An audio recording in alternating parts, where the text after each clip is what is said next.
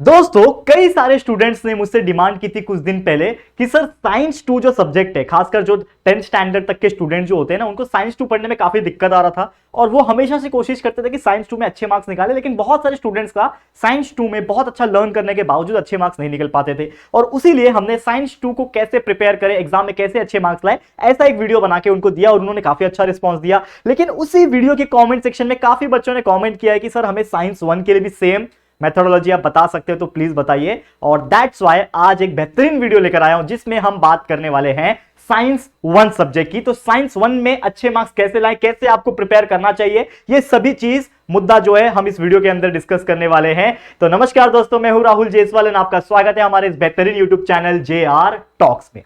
तो दोस्तों, आज साइंस 1 के बारे में पढ़ेंगे। तो साइंस 1 एक्चुअल में एक ऐसा सब्जेक्ट होता है जिसमें हमें याद करने से ज्यादा, यानी लर्निंग एबिलिटी से ज्यादा, हमें कॉन्सेप्चुअल नॉलेज प्लस रिप्रेजेंटेशन के ऊपर ज्यादा फोकस करना होता है। अब जैसे कि अगर आप कोई 10th स्टैंडर्ड के स्टूडेंट हो या फिर 9th स्टैंडर्ड के स्टूडेंट हो तो आपने देखा होगा कि साइंस 1 का जो चैप्टर होता है वो मेनली बना होता है फिजिक्स एंड केमिस्ट्री मिला के। साइंस 1 अगर आप देखोगे ध्यान से तो या तो वो आपका पूरा फिजिकल पार्ट रहेगा उसमें, या तो पूरा केमिस्ट्री वाला पार्ट रहेगा। ये दोनों चीज को ही मिला के साइंस 1 बनता है। साइंस 2 टोटली डिफरेंट होता है जिसमें इन्वायरमेंटल स्टडीज प्लस बायोलॉजी का पार्ट होता है। तो साइंस 2 ऑलरेडी डिस्कस हो चुका है, नो डाउट अबाउट दैट। लेकिन साइंस 1 का थोड़ा सा जो पढ़ने का अप्रोच होता है ना वो अलग होता है। क्यों? क्योंकि आपको इसको साइंस 2 के कंपैरिजन में थोड़ा अलग तरीके से याद करना पड़ता है। क्योंकि साइंस 2 में आप देखोगे तो पूरा का पूरा थ्योरेटिकल एक्सप्लेनेशन दिया होता है। जैसे समझ लो कि आपको लैमार्किज्म पूछा है, आपको पूछा है ट्रांसक्रिप्शन ट्रांसलेशन क्या होता है, तो उसका क्या है आपको याद ही करना पड़ेगा। मतलब कॉन्सेप्ट तो आपको पता है, कॉन्सेप्ट आपने वीडियोस देख के हमारे समझे, ठीक है, कॉन्सेप्ट आपने समझ लिया, लेकिन उसको आपको याद करना पड़ेगा। याद करने के अलावा कोई ऑप्शन नहीं है। लेकिन साइंस 1 के कुछ क्वेश्चन ऐसे होते हैं जिसका सोल्यूशन अगर आप याद नहीं भी करोगे तो भी उसका आंसर आप लिख पाओगे। जैसे समझ लो एक चैप्टर है इलेक्ट्रिक मोटर, उसके अंदर है कि इलेक्ट्रिक मोटर क्या होता है, कैसे काम कर सकता है, यानी कि that is the construction and working of the electric motor. That is the question asked by examination of 10th standard most of the times. एक है इलेक्ट्रिक जनरेटर वाला क्वेश्चन, ठीक है।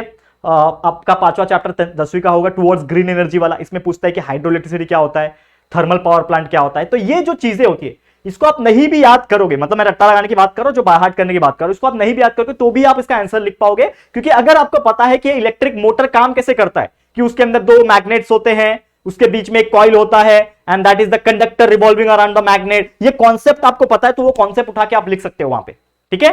डायग्राम आप इमेजिन कर पा रहे हो कि यार इलेक्ट्रिक मोटर का डायग्राम सर ने कैसा बताया था, वो डायग्राम बना सकते हो, उसका फ्लो चार्ट बना सकते हो। थर्मल पावर प्लांट में क्या होता है, सबसे पहले आप लोग का कोयला को जलाया जाता है, ठीक है, उसका फ्लोचार्ट याद आ रहा है, हमने पढ़ाया है ना पूरा चैप्टर। कोयला जलाया जाता है, हीट प्रोड्यूस होता है, ठीक है, पानी गर्म होता है, पानी का स्टीम बनता है, स्टीम से टरबाइन घूमता है, स्टीम टरबाइन घूमता है, टरबाइन जैसे घूमेगा फिर आपका क्या होता है, इलेक्ट्रिसिटी जनरेशन के पास, जनरेटर के पास जाके इलेक्ट्रिसिटी जनरेट होती है। ये पूरा फ्लोचार्ट मेरे दिमाग में है। कितना साल हो गया पढ़ाए हुए? लगभग 1 साल हो गया, पिछले साल पढ़ाया था, इस साल अभी तक स्टार्ट नहीं हुआ है वो चैप्टर, लेकिन फिर भी याद है मुझे। क्यों? क्योंकि उसका कॉन्सेप्ट मैंने समझ के रखा है दिमाग में। और सेम उसी प्रकार अगर आपके दिमाग में कॉन्सेप्ट है तो आप कोई भी आंसर लिख के आ पाओगे। तो आपको करना क्या है, ध्यान से कुछ पॉइंट डिस्कस करेंगे। तो सबसे पहले आपके जो भी चैप्टर्स होंगे उसको आपको एनालाइज करना होगा। आप क्या करोगे, काउंट करो कितने चैप्टर्स है और उसको एनालाइज करो कि कैसे कैसे चैप्टर्स है और कैसे चैप्टर्स में किस प्रकार आपको पढ़ना है। अब जैसे पहला चैप्टर ग्रेविटेशन है तो उसमें न्यूमेरिकल्स भी है, तो न्यूमेरिकल्स को कैसे फोकस करोगे, जैसे मैंने ऑलरेडी बताया कि न्यूमेरिकल्स कैसे सॉल्व करते हैं, और ये आपको एक वीडियो बना के मैंने JR टॉक्स पे ऑलरेडी दिया हुआ है। तो आपको बिल्कुल अच्छी तरीके से फोकस करना है, ठीक है। तो जो भी चैप्टर्स है उसको अच्छी तरीके से एनालाइज कर लो और काउंट कर लो कैसे कैसे टाइप के क्वेश्चन है, कैसे आपको पढ़ना है। उसके बाद क्या करोगे, सबसे पहले जो इजी होता है पढ़ना वो काम करो, ठीक है।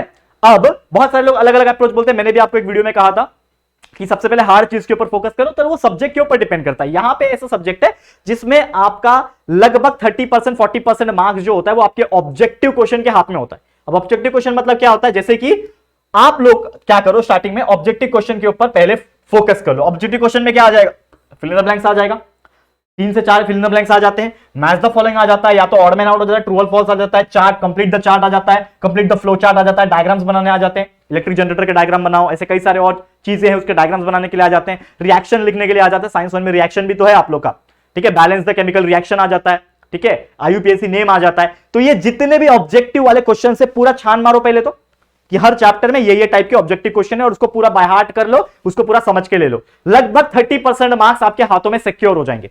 और 30% सिक्योर हो गया मतलब जो आपको एक डर सताता होगा कि कहीं ना मैं फेल ना हो जाऊं, तो ये डर आपको बिल्कुल नहीं लगेगा। क्योंकि अगर जो इंसान के अंदर फेल होने का डर नहीं है ना, वो इंसान बिल्कुल आगे बढ़ता रहता है और कोई टेंशन नहीं लेता है, ठीक है।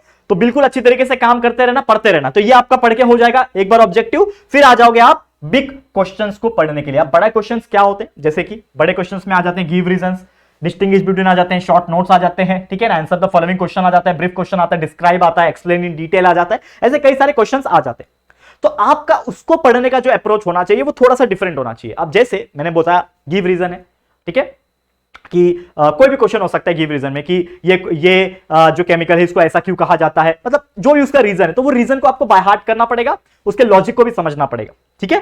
साथ ही में शॉर्ट नोट्स आ गया, तो समझ लो आपको कोई क्वेश्चन पूछा, write a short note on electric generator, question आ सकता है, कुछ भी आ सकता है यार, ठीक है ना, right a short note on Fleming's left hand rule, right hand thumb rule, ये आ गया। तो आपको वो पता होना चाहिए कि भाई राइट हैंड रूल मतलब क्या होता है, ये डायरेक्शन किसका है, ये अपवर्ड डायरेक्शन किसका है, लेफ्ट हैंड रूल आ गया तो ये किसका है, ठीक है ना, इलेक्ट्रोमैग्नेटिक इंडक्शन आ गया तो क्या है, magnetic effect of electric current आ गया तो क्या है, तो वो सभी चीज आपके दिमाग में होना चाहिए। तो वो टॉपिक वाइज आपको लर्न करना पड़ेगा। आंसर द फॉलोइंग में भी क्या होता है, ये सब चीजें होती है। तो आपको क्या करना है, सबसे पहले जितने भी क्वेश्चंस होते हैं बड़े वाले, उसके अंदर का लॉजिक समझ के ले लेना है, और उसके माइंड में ही आप एक रफ बुक बना लो चाहिए तो, या फिर एक सेपरेट बुक बना लो, माइंड में ही उसका एक फ्लो चार्ट और एक पैटर्न और एक डायग्राम जितने भी रहेंगे उसको प्रैक्टिस करके ले लेना है, और उस हिसाब से उसको लिंक कर देना है। यानी कि दिमाग में क्लियर हो जाएगा कि भैया अगर मैग्नेटिक इफेक्ट आता है तो मैग्नेटिक इफेक्ट शुरू होता है एक डायग्राम से, वो डायग्राम ये बताता है, ये डायग्राम का एक्सप्लेनेशन हमें ऐसा लिखना है। जैसे ब्रीफ क्वेश्चन आता है तो अक्सर मैंने देखा है कि ये दो क्वेश्चन है, इलेक्ट्रिक जनरेटर का, इलेक्ट्रिक मोटर का, ये दोनों क्वेश्चन में से एक क्वेश्चन डेफिनेटली एग्जाम में पूछता है 4 या 5 मार्क्स के लिए, ठीक है।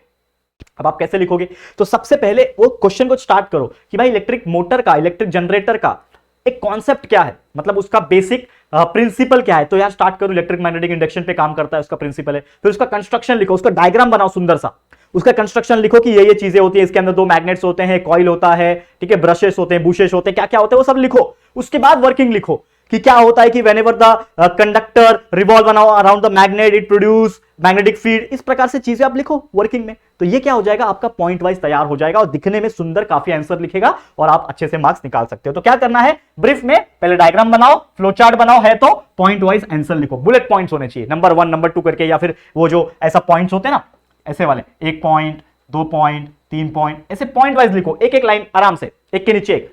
उधर पे मिक्स नहीं करना है, खिचड़ी बोलते ना, खिचड़ी पका दिया वहां पे, वो ऐसा नहीं करना है, गंदा नहीं दिखना चाहिए आपका आंसर पेपर। तो ऐसा लिखोगे तो आपके अच्छे मार्क्स डेफिनेटली आएंगे। तो ऐसा आप कर सकते हो, ठीक है। और हमेशा ना जितने भी कॉन्सेप्ट रहेंगे उसको लर्न करके चलना, उसके मेथड को लर्न करके चलना, और साथ ही में जो भी उसके रिलेटेड फ्लो चार्ट है, खासकर टुवर्ड्स ग्रीन एनर्जी जो चैप्टर है आपका, भले पार्ट 2 में है, लेकिन उस टाइप के ही क्वेश्चंस में अगर मैं बात करूं तो ऐसे कई सारे क्वेश्चंस है जो आपको देखने मिल जाएंगे साइंस 1 में। इफेक्ट ऑफ इलेक्ट्रिक करंट है, ठीक है ना, तो ऐसे चीजें जो है उसके ऊपर फोकस करो। लेंसेज के चैप्टर है, ठीक है, मिरर के चैप्टर है, मिरर्स फॉर्मूला क्या होता है, लेंस फॉर्मूला क्या होता है, न्यूमेरिकल्स है, ये सभी के फ्लो चार्ट्स, उसके फॉर्मूलेज, वो सभी चीज आपके दिमाग में होनी चाहिए। अगर आपके दिमाग में है वो सब चीज तो आपको ये साइंस 1 जैसा सब्जेक्ट है ना, कभी भी बिल्कुल हार्ड नहीं लगेगा दोस्तों, और बिल्कुल आराम से अच्छे तरीके से आप एग्जाम में मार्क्स निकाल सकोगे, ठीक है। तो कोई भी चिंता की बात नहीं। इसके अलावा अगर आपको कोई मन में कोई और डाउट बचा हुआ है जो मैंने नहीं बताया या फिर मेरे दिमाग से रह गया, तो प्लीज मुझे कमेंट करके बता सकते हो, या फिर मेरा इंस्टाग्राम आईडी तो आप जानते ही हो, लिंक डिस्क्रिप्शन में भी दिया हुआ है, मुझे फॉलो कर सकते हो। टेलीग्राम ग्रुप हमारा ज्वाइन कर लेना जो भी नहीं किया है, और जेआर ट्यूटोरियल्स का एप्लीकेशन जिन्होंने ज्वाइन नहीं किया तो ज्वाइन करके रख लो यार, क्योंकि उस पे कंटेंट्स की भरमार आने वाले समय में, तो बिल्कुल सब चीज करके रख लेना, ठीक है, क्लियर है। तो इसी के साथ आज का वीडियो समाप्त होता है। Thank you so much for watching this video. ये वीडियो आपको कैसा लगा प्लीज कमेंट करना, और उम्मीद करता हूं साइंस 1 अब आपका इजी लगने लगेगा, और जिस प्रकार से आप मेहनत करोगे तो और इजी लगेगा, ठीक है।